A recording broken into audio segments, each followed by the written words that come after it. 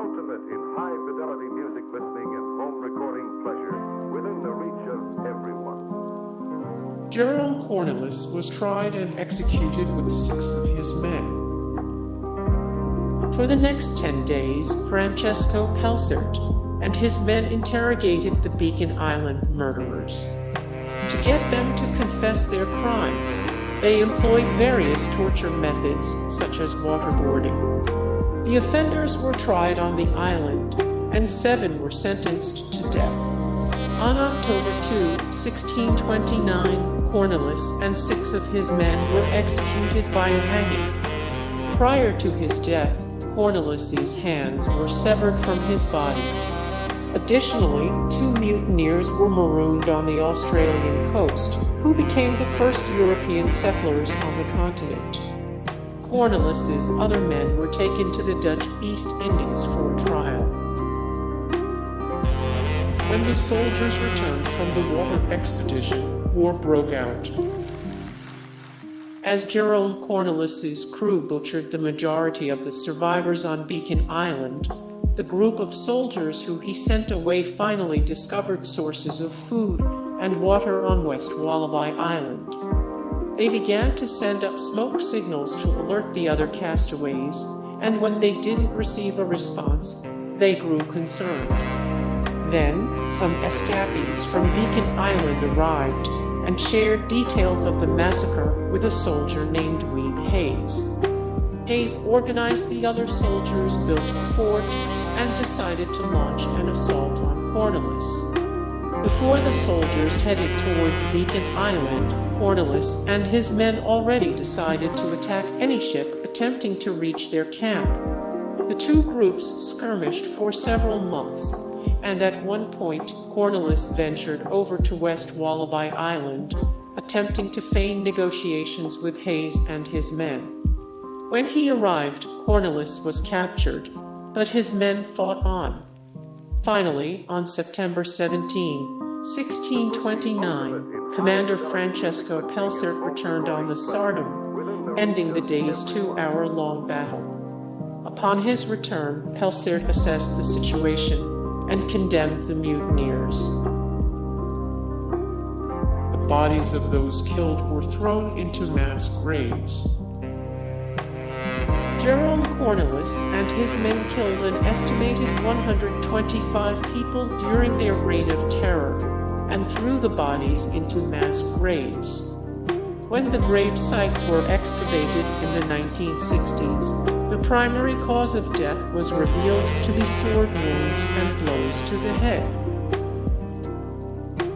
Jerome Cornelisz killed anyone who challenged his authority. After the commanding officers left, Jerome Cornelisz took control of Beacon Island. At first, Cornelisz rounded up all the surviving soldiers, who numbered about 20, and sent them off to explore neighboring islands in search of water.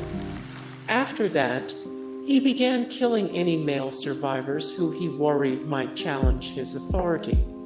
Cornelisz and his men set up a new hierarchy, giving themselves ranks and titles like Captain General and Lieutenant General. Then, they butchered over 100 people. While some were acting in self-defense, many reportedly carried out their bloody deeds with no remorse. After the wreck, part of the crew went to find help. To get the passengers off of the Batavia, the commander and skipper used 2 small dinghies. One held about 10 people, the other about 20. 4 days after the wreck, Francesco Pelzert and Adrienne Jacobs realized their situation was dire and decided to journey out on the boats to find help. They loaded a group of commanding officers into the vessels and set out for Indonesia. 40 people died during the shipwreck near Western Australia.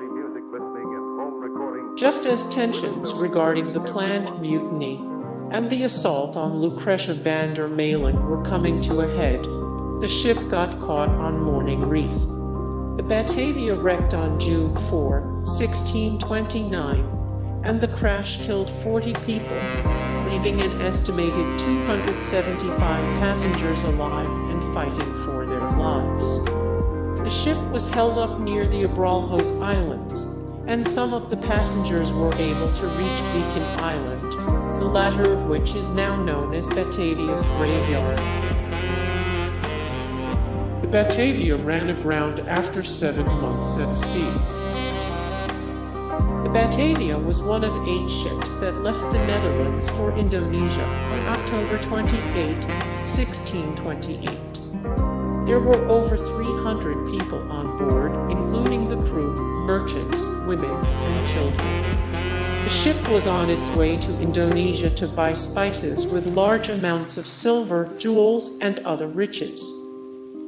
After more than 7 months at sea, the Batavia got stuck on a reef 40-50 kilometers, about 25-30 miles off the coast of Western Australia, roughly 3,200 kilometers, 2,000 miles shy of their intended destination. Hey guys, thank you so much for the support and likes and comments down below, and also thank you so much for watching, and I look forward to see you in the next video. Then take care, bye.